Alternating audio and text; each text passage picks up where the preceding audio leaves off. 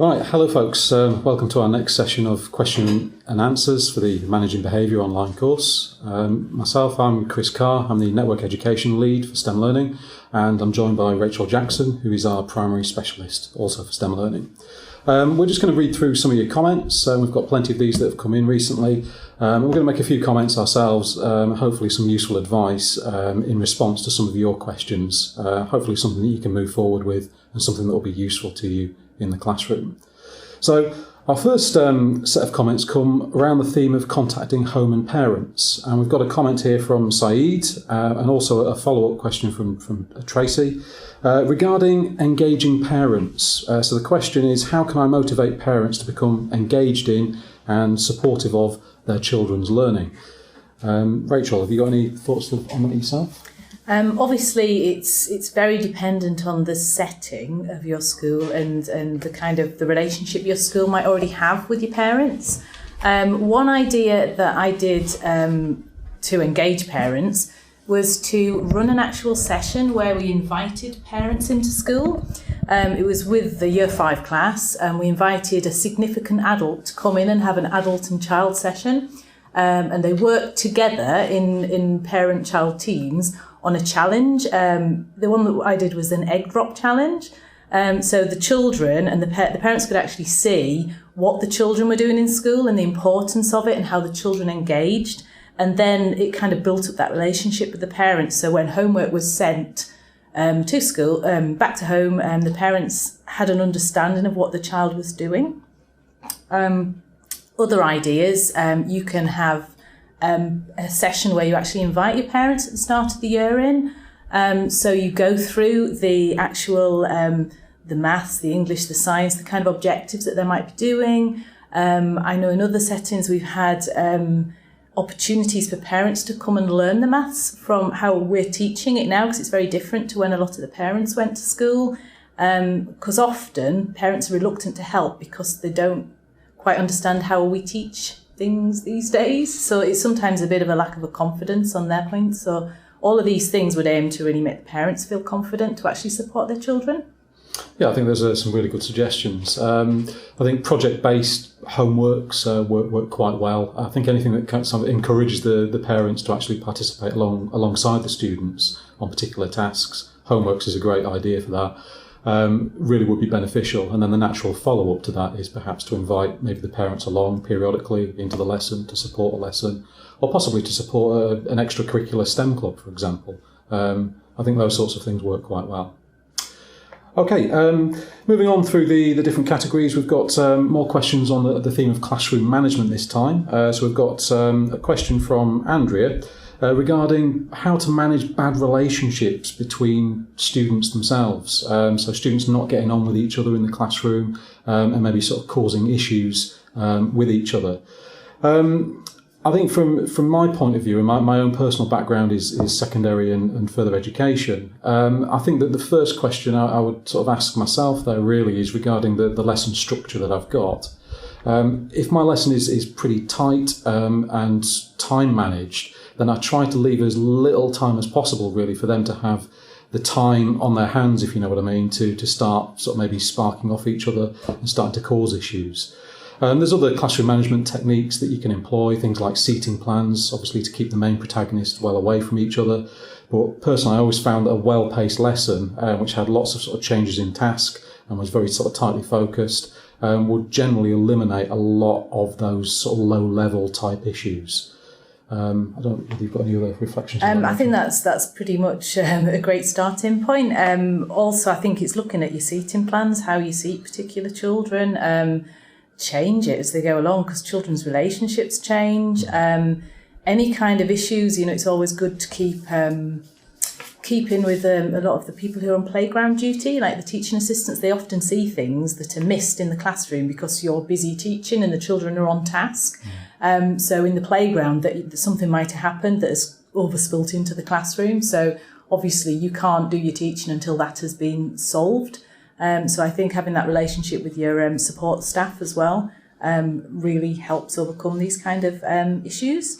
Obviously there's other things you can do in terms of supporting children rather than your classroom management. So you can have circle time activities, role play different situations. You can even have circles of friends for particular children if there are issues with them. Yeah, I think those are useful points, and I think it's also important to remember that you're not just in isolation here. You know, other staff members may well have similar issues with those students, be it with them in assemblies or in different lessons. It depends really on the situation that you're in, but I think it's worth talking to other members of staff that also interact with those students, because they may well have some useful advice themselves.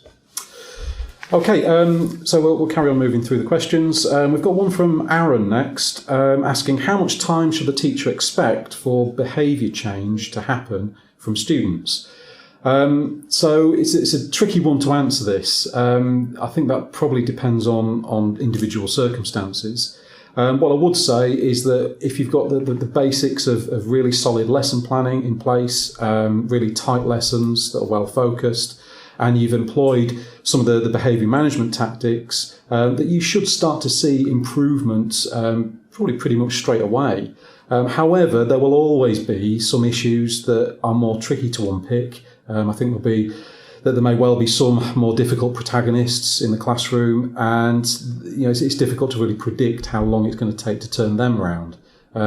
You may never succeed entirely. It may be a case of trying to modify their behaviour slightly, rather than change it full scale. There's so many other factors that have an influence there. But I think, in the short term, I think you could probably put some of the practices that you've learnt into place, and I think you could probably expect to see a pretty substantial improvement fairly quickly. Have you got anything else that you'd like to add there? Yeah, I think your point earlier about not being in isolation, and just, any changes that you make sure that's known throughout the school, so any other adults who are interacting with the particular students in question are using the same behaviour strategy techniques, so it's really consistent. So it's kind of an approach from many different angles. So in that case, you would expect to see your behaviour change quite soon. If you're not, then I think you really need to kind of, as Chris says, unpick it and maybe talk a lot more to the student or the child involved, and find out why they're doing that. Is there some reason that is not apparent at school behind it? Because it could be that it becomes almost a safeguarding issue, or a point that you might need to escalate further to other members of staff. Okay, that's great. And just one question that we've got in from Joanne here regarding having a quiet voice.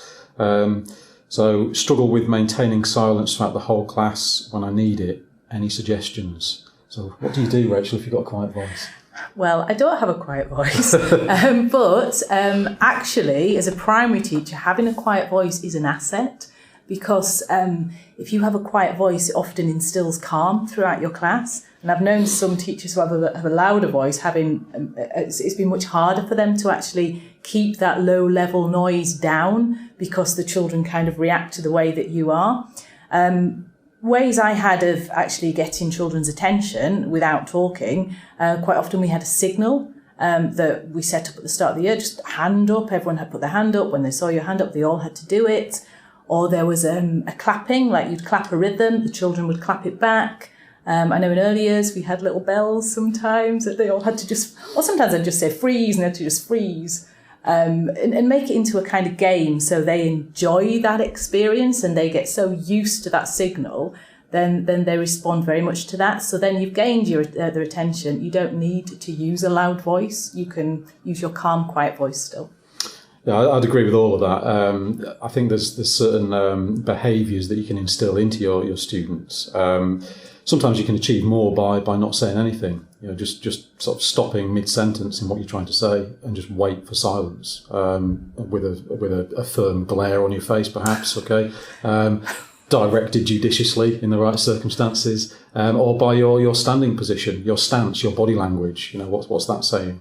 That can communicate quite powerfully. I think one of the best lessons I ever saw in terms of classroom management behaviour was when one of my old heads of department would take his coat off or take his jacket off and put it on the seat. And that was the cue for the students there and then to stop talking. Obviously that takes some time to instill into students, but that's the sort of point where you can get to. with the appropriate behaviour routines. I think it's about those sorts of routines. Setting up expectations, isn't it? Right at the start and being really consistent. Yeah. Okay, great. Right, we'll carry on moving down. So we've got a series of questions now regarding further education and post-16. We've got a question here from Sue. What are the main techniques needed when transferring all of these behaviour management ideas and theories from school level onto post-16 education? Now, I've got to say, really, that I think one of the biggest fallacies, really, is that there's a big change, or there needs to be a big change when you go to post-16, and that you have to abandon all of these ideas and all of these techniques. I will say, from experience of being in post-16 settings, that you adopt pretty much the same tactics as you do lower down the school. The exact sort of tone that you use or the language that you maybe use in your interactions with the students maybe changes slightly, but these same principles, having them in a seating plan, for example, or I suppose really setting your expectations at the start is what it boils down to. So on your first meetings with them, being very, very clear as to what you expect and being very, very, I suppose, quick and proactive and communicating with students when they are not doing what you expect, and just making that very, very clear to them. You've got your standards in the classroom and you expect those standards to be adhered to. I think that's really what it boils down to. The same techniques are equally applicable in post-16 as they are further down the school. Moving on to Joyce here. Joyce has got a particular query regarding mobile phones. So this sort of perennial problem of, do you allow mobile phones or don't you allow mobile phones? What do you do? And it's in an FE post-16 situation. Maybe there's a little bit more freedom allowed. Again, it depends perhaps on your institution. I know of plenty of colleges, for example, that have got policies on mobile phones, i.e. there is no mobile phones allowed out in lessons. Again, this comes down to your own particular rules and routines and how you enforce them. You need to be clear on your expectations at the start. Personally, I would insist on no mobile phones out in the lesson unless I have specifically requested it. As a scientist, there's all sorts of data logging apps that you can get which are really useful for experiments, and they're useful in the right sorts of situations. But unless I've actually asked for it, I don't have them out. Some techniques that we used to use in colleges, we used to have a big sort of glass jar or a box where you can see into it, and anybody found texting or out on the mobile phones, okay, you just walk round and you ask them, politely to put their mobile phone in that box. They seem to be happy enough doing that. You can leave the box on display, they can still see where their mobile phone is. They seem to be more comfortable with that than just handing it to you and then you putting it in your secret drawer in the desk or something. They can still see where it is and they'll collect it at the end of the lesson. And that's a simple rule that we have. And we agree that rule at the start and just make sure that we stick to it. Okay. Got some secondary comments now. This one's from Georgia. Struggling with the start of lessons because she moves around the school a lot with lots of equipment, teaching music. Any tips for managing behaviour whilst she's busy setting up the lesson? My personal tip for this is to probably have some sort of defined lesson starter activity. This could be as simple as maybe sort of 5 questions on a sheet of A5 paper that you can quickly distribute around the class at the start, and that gives you some breathing space. You want the students to do that task while you're then busy setting up the PowerPoint or setting up whatever piece of equipment is needed. If you're really struggling, okay, and even that is going to be onerous, then communicate perhaps with a teacher who is in that room before you and say, look, there's a set of starter tasks here. Can you hand those out at the end of your lesson just while I'm coming up the stairs? It just might give me a bit of time to actually get things settled. So there are strategies that you can use there that maybe makes the start of a lesson a bit more smooth and gives you the breathing space that you need to set things up for the lesson properly. There's another question here. It's kind of related. It's to do with the start of the lesson, and it's how do you do the register quickly and efficiently with minimal interruptions? Personally, from my experience, like I said previously, I would always try and get the class on task first. So get them engaged with some sort of activity, get them sat, get them quiet, get them heads down working, and then I can do the register fairly quickly and efficiently. That's how I used to manage it. Rachel, have you got any thoughts on that? I think it's a similar answer. Often, in the morning it might be you set your expectation right at the start of term. When you come in, you get your reading book out, you do quiet reading while we're doing the register before the lesson starts. So it's a real defined time, that register time. Sometimes you could put, if you're going in straight into a lesson, I might put kind of an activity that's linked to the lesson. So often a maths kind of puzzle or problem or a question from what we've been working on the previous day. So they were kind of actually linking into their maths. In terms of actually doing the register, sometimes I'd get them to answer the name and then say their favourite Simpsons character or their favourite fruit or apple or something. So they were really listening for their names, or even, just favourite football team, depended on what mood I was in. But the kids seemed to really respond to that, so that always made the register go very quickly. Okay, moving on, we've got Uma's question about attention span amongst students, and a follow-up question from Melvin regarding do we see a need to take a few tangents or include some incidental learning to help the engagement of students? Rachel? Whenever children come up with tangents, I think it depends. Often there is some sort of link to what you're talking about because the child has thought about that because of what you're doing. So you can momentarily go off on that tangent because I think it's wrong to dismiss it. And then come back to your lesson. Other techniques I've used said, that's a really interesting point. Let's talk about this later, and you maybe even write it up on the board to remind you to go back to it later, so you're not totally dismissing what they're saying because you don't want to make them feel belittled.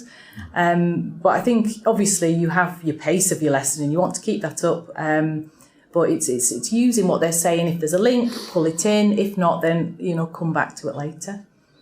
Yeah, I'd agree, and I think sometimes you can actually do this in a planned way as well. If there's something happening in the media or the news that relates to the topic that you're on, then it would be silly not to try and include that in some way or form. So you could, for example, one example that springs to mind off my own record was when we was doing a topic on radioactivity, and it was at the time that Richard III had just been discovered in the Leicestershire car park. So a lesson starter activity was kind of looking at that news story as it was breaking and then linking radioactivity into carbon-14 dating of his bones. So it was quite an engaging start to the lesson, and it was something that's not in the syllabus particularly, but we was able to sort of pull in from the outside world and make the lesson much more enjoyable and more engaging. So I would definitely say, don't be afraid to do that by all means. However, I would just sort of say, be aware that there are some children that will delight in keeping you talking off topic, so they don't potentially have to learn anything in the lessons. Just be aware of that trap.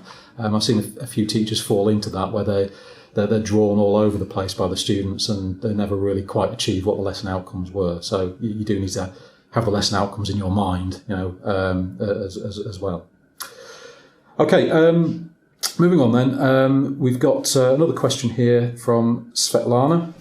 This one's regarding teaching 7 to 10-year-old children. So some children of my class have difficulty concentrating. I'm a teacher of science. My lessons are 40 minutes long. Can I improve the concentration of these children? That's one for you, Rachel. I'm not sure how a 40-minute lesson in itself is a long time for children to concentrate. I would tend to break up lessons into little mini sections. So they might have a 10-minute section where you're giving input or you're eliciting ideas from them. Then they might have a time when they're pair sharing. Then they might go on to do some practical work once they're fully understood what they're doing. Just so you're kind of breaking it up in little stages, get them moving around. It is hard for anybody to sit and concentrate for a prolonged period of time, including adults. So it's really important to ensure that there's kind of transitions within your lesson and they're broken up in that way. If it's individual children, that there might be a reason why they can't concentrate. And obviously I would involve the SENCO, your specialist there who might be able to help with particular needs. I know there was often children that found themselves drifting along, and we'd perhaps sometimes give them a little list of a key word that they needed to write down, how many times they heard the teacher saying it in the first 10-minute session. And so that child would then be concentrating because they'd be listening out for that word. And that was the strategy that a SENCO told me to use. So that seemed to work pretty well. And obviously, if you have a teaching assistant or you have a support in your class, they can also be there to support that child and to kind of ask them questions as they go along to ensure that they're actually listening and learning and concentrating. Don't know if you have anything to add, Chris. It's quite a primary question. Yeah, no, I tend to agree, really. I think concentration span really sort of comes down to sort of short activities, and switching tasks. And I think one thought that just sort of occurred to me as we was talking through that is that I think when we're talking about managing behaviour generally, I think a lot of this comes back to the actual mechanics of the lesson. How is the lesson constructed? What does the teaching and learning look like in the lesson? Because I think if that's tight, then things like concentration span, those sorts of issues generally don't happen so much. So I would say keep your tasks short, to the point, and don't be afraid to change tasks quickly. Yeah, and ensure children know what they have to do. Yeah. Okay, moving on. Next category that we'll look at is bullying and violence. So we've got a question from Alessia. Is a restorative response to harm or conflict, does that involve just the student or the classroom or the small group of students involved? Again, that's quite a tricky one to sort of answer directly. It does depend on the actual circumstances and the situation. What I would say with anything regarding bullying is first of all that there should probably be a policy in place at your school or your college regarding bullying. And I'd ask, do you understand what that policy is? Do you understand what the support is there from not just yourself, from your line managers and your leaders and your pastoral care and so on? I think in the first instance, it would normally be some sort of discussion with the perpetrator, if it is just one. But I think as you start to sort of unpick that and look at the different situations, that may well involve you talking with groups of students. It may involve you pulling in parents, maybe to talk with the parents and the students, first of all individually, and then maybe come to some more sort of a wider reaching group discussion. Difficult to sort of really answer that directly, like I say, because it does depend on the circumstances. But what I will say is that there does need to be a clear policy in place, and there should be one in your school that you can follow. Rachel, have you got anything else that you want to add to that? I think it is what you've said. It depends on what's appropriate. It depends on the severity of the of the bullying or the violence. And I think you're right. It's looking at it from different angles. But in the first instance, it would be very much with the perpetrator, as you call them, and parents, and I think and then you might have a more general response without naming the person, but it could be that you're then showing what is appropriate behaviour rather than what the sanction is, but you're showing you're modelling good behaviour rather than the behaviour that's happened. I think the important thing to remember again is that this situation could well be extending well beyond the reach of your lesson. So, for example, in a secondary context, you could have this problem throughout all the subjects in the school. So you really do need to pull in at an early point the pastoral care, the people that've got the oversight for that student or for that group of students, and get them involved. Okay, we've got another question on a similar theme. This one's from Harley. It's how do I deal with students fighting and or bullying?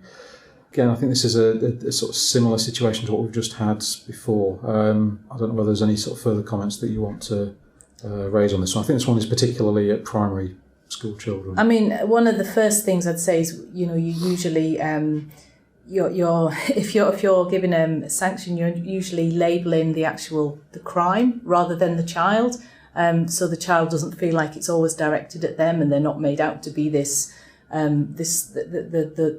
bully. So it's actually their behaviour, because their behaviour can be changed. So you're labelling the behaviour. So especially with the younger children, that's really important to remember. So you're not saying the name, you're saying that the hitting is bad, hitting is wrong, we don't hit, rather than saying it's them. So that's really important. I think as well, talking to the individual, which Harley said that they've already done that, to find out why they might have the anger and the outbursts, how long it's been going on. Talking to other children in the class to find out why they're doing that.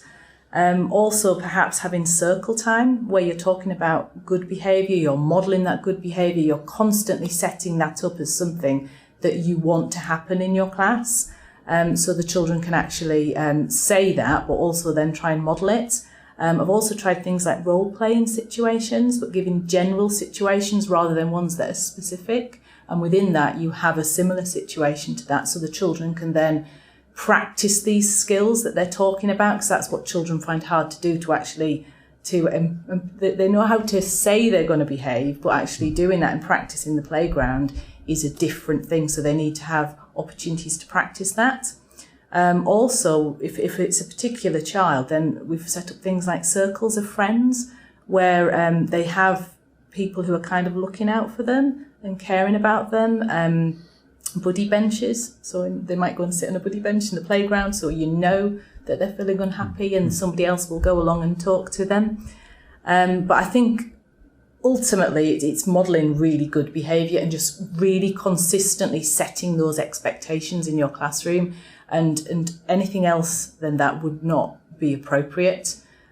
So we don't talk we all talk in English if that's the language that you're talking in your class. And if they're not doing that, then I'd maybe bring in parents as well to support you. Okay, that's great. And we've got another question here from Yvonne. Again, this is sort of primary focus, I think. It's how do you deal with students who are just keen on talking loudly and trying to overpower each other? How do you discipline students who continuously belittle each other?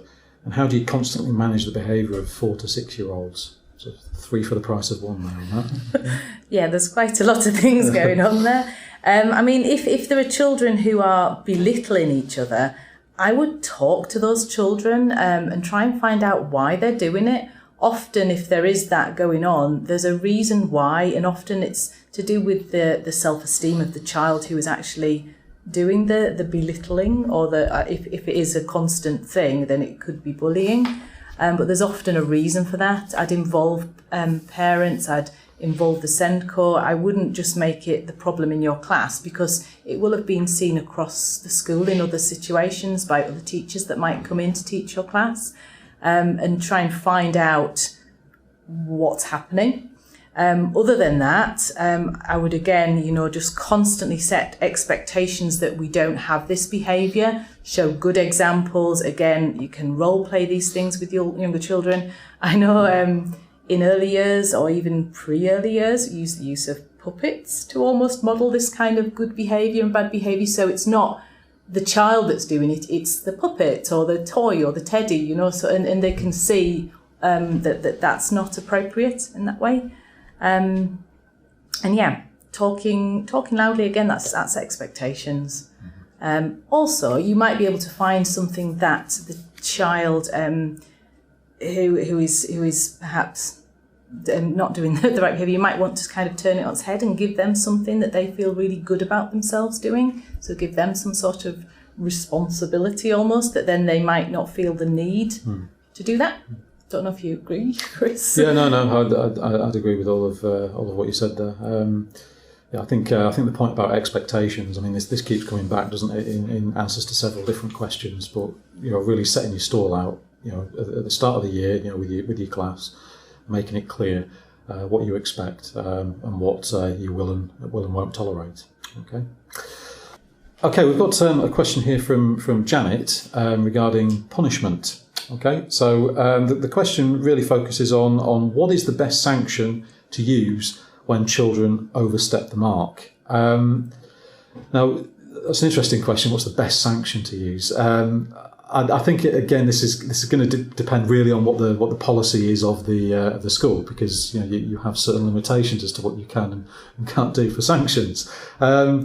I think what I will say is that there needs to be an escalating set of sanctions that are proportional to the actual problem. So the students see that there is a consequence to what has happened. I think that's the key thing, really. There needs to be a consequence, so things don't go unchecked.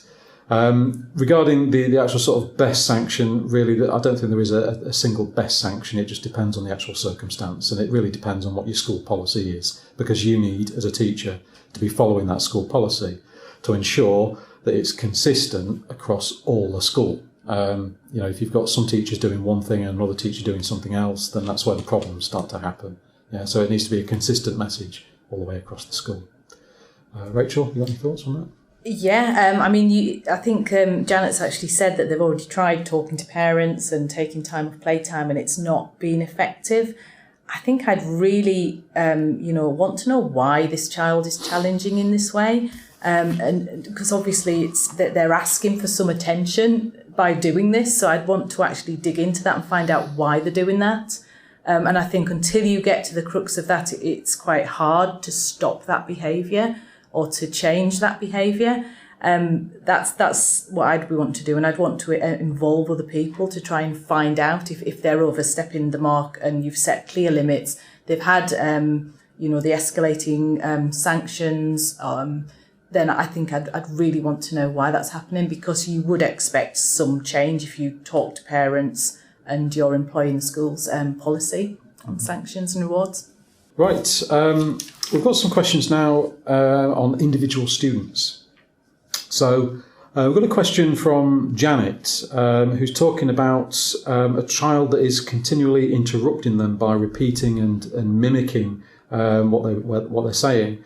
And the question really is around this sort of concern about being seen to escalate incidents repeatedly, and whether it's better to do that in the hope of nipping it in the bud. My own sort of personal thoughts on this is that you should always nip things in the bud wherever possible. I think if this goes unchecked, and something like repeating and mimicking is obviously it's actually sort of quite a serious misbehaviour. There's a lack of respect there, obviously, for the teacher. And I think that's the sort of thing that can spread, almost like a sort of cancer across the class. And before you know it, you've got the rest of the class doing the same thing, and you've got some really serious behavioural problems. So absolutely, nip it in the bud. I think what you'll often find is that you have the odd student here and there that will be testing the teacher. They're testing the water with this to see what they can get away with. And if they can get away with something, then they'll keep pushing and pushing and pushing until you have got that complete breakdown of discipline. So absolutely nip it in the bud. You mentioned that you're on supply. Okay, so you haven't got quite the same sort of I suppose perceived authority from the students as a regular teacher might, but nevertheless you need to go in there as a supply teacher and establish yourself in your eyes, in the rest of the class's eyes, that you are a regular teacher and that you have got the exact same expectations that any of those regular teachers would have. And if you have to escalate it to SLT, then you escalate it. Any further thoughts on that, Rachel? Again, I'm totally in agreement with that. I think it's a very different situation because you're on supply. But, a supply teacher does need to go in and set really clear expectations at the start of the lesson. It could be that you're coming back on a regular basis to the same school and you build up that relationship. Supply teachers that I've known come back again and again and again, and to be used by schools I've worked in, have actually set really clear expectations at the start. They've had their own reward system, or they've linked it in with the school reward system. They've asked before they've come, are there any children that I need to be aware of? How do you deal with them? So they're actually tying in with what the teacher does. But I totally agree with Chris. You want to nip that kind of challenging behaviour in the bud straight away, because it will escalate very quickly and it will be almost impossible to teach if that carries on. Okay, we've got another question here from Ashley, who's talking about a student in the class who's a troublemaker and mischievous. Quite attention-seeking, although very good at maths, doesn't make much of an effort in the class. How do you deal with that sort of student who's starting to affect and impact on the behaviour of others? Again, there's there's different sort of ways in which you might handle this, and it depends on the individual involved. But I think the thing that sort of stuck out for me within that set of descriptions about this character is what he was good at. He's really good at maths, but doesn't make much effort. He's also attention seeking. So if there's some sort of way in which we can maybe involve this individual in the lessons and get him to buy in a little bit more as to what's going on in the lessons, that might be one angle that you can come at this from. So, for example, rather than you delivering the lesson or delivering each aspect of the lesson, if he's particularly good at maths and you happen to be on a maths topic or a maths section, then maybe he could actually explain to the class how to solve a particular problem or demonstrate perhaps some of his answers. Or maybe get him to offer some constructive thoughts on other people's answers. There's different ways in which we can sort of approach that, and it maybe starts possibly with focusing on what he's good at and how we can get him more and more plugged into the lesson in a productive way.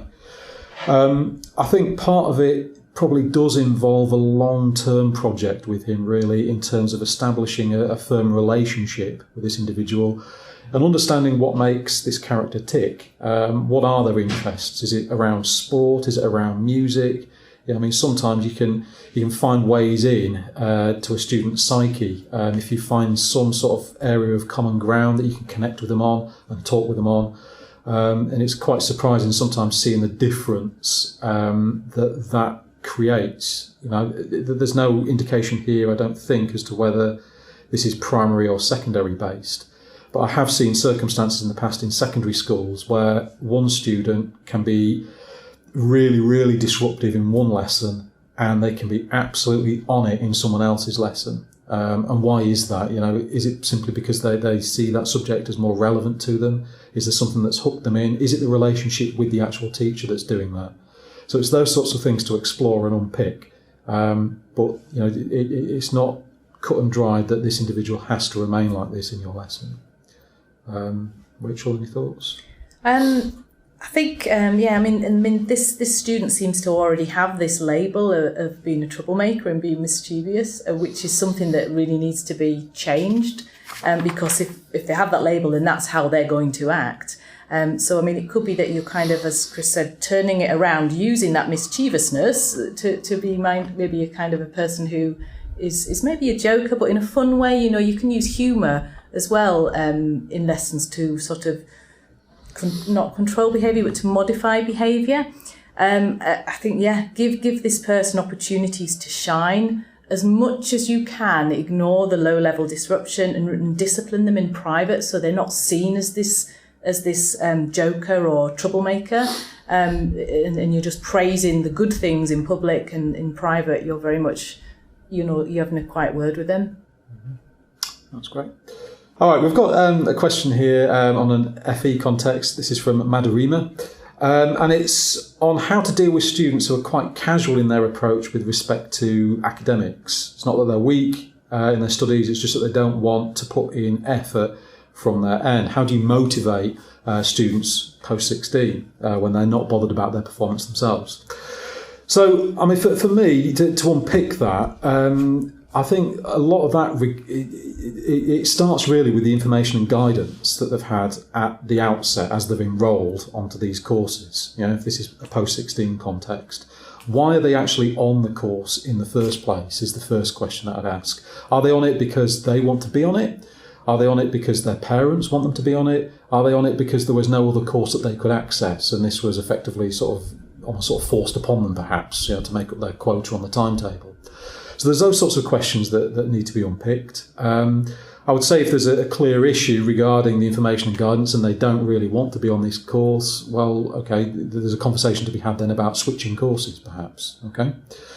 I think as time goes on, let's assume that they have actually picked this course with the right intentions. Then for me, the question of maintaining motivation really centres around, do they actually have ownership of their own learning and of their own progress tracking? Yeah? Can they sort of see the point of what they're doing in lessons is actually leading towards some sort of outcome? So are they actually tracking their own progress, be that on BTEC assignments, be that on regular half-term tests and assessments that are made if they're doing A-level studies or whatever it might be? Can they actually see where their weaknesses are, where they need to work, where they can improve, and can actually see the path of their progress, because that can be quite motivating in itself. Do they understand where this is going? Let's look at the other end. What's going to happen when they finish post-16 education? Do they have a clear understanding of what the opportunities are, what they're going to actually be directed to do, what course they're going to apply for, be it at university or onto an apprenticeship, or what employment opportunities there are? Again, these are the sorts of things that really factor in to a student. So I think putting together a sort of full package, really, of making sure that they've got proper guidance, really, all the way through, right from the start of enrolment, all the way through their course, and then ultimately that they've got some sort of career focus at the end is key there with maintaining motivation. There's one last question. So there's one last question, okay. We've got this from Yvonne.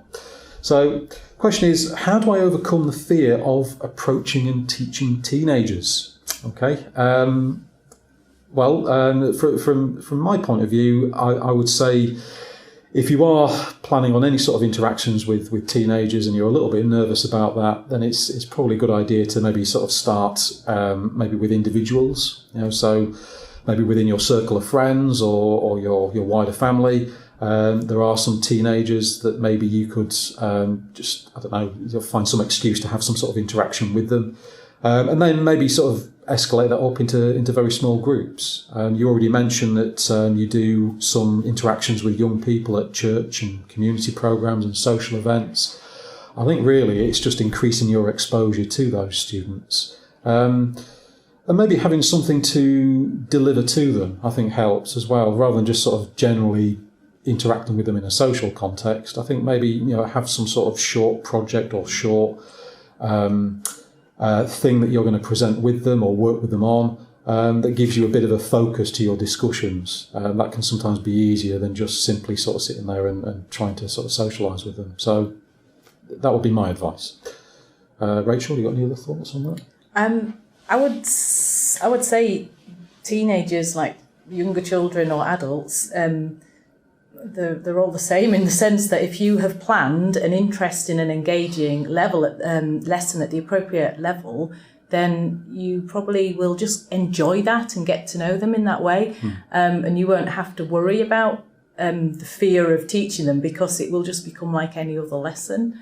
I don't know if I've not got direct experience of teaching teenagers, but I've taught adults, and I think it's if it's engaging, they will respond to you in that way. Yeah, I would totally agree with that. I think if you look around you, some of the best teachers, you go into their lessons, the teachers themselves are excited by what they're actually teaching, so their focus is not so much on terror at the people that are in front of them or who they're teaching. It's more, wow, this is brilliant. I can't wait to share this with you. So I think I would agree with sort of Rachel's comments there on planning some sort of session that you're genuinely invested in and that you're excited about. And I think any sort of fears about the nature of the audience kind of fades away, really. Yeah. Right, okay, well, that concludes our set of questions for this particular session. Hopefully you found that of some use. Please do keep these questions coming in, because they're really stimulating and they're interesting for us to read. And we'll wish you all the best with the next few weeks on the course. Rachel?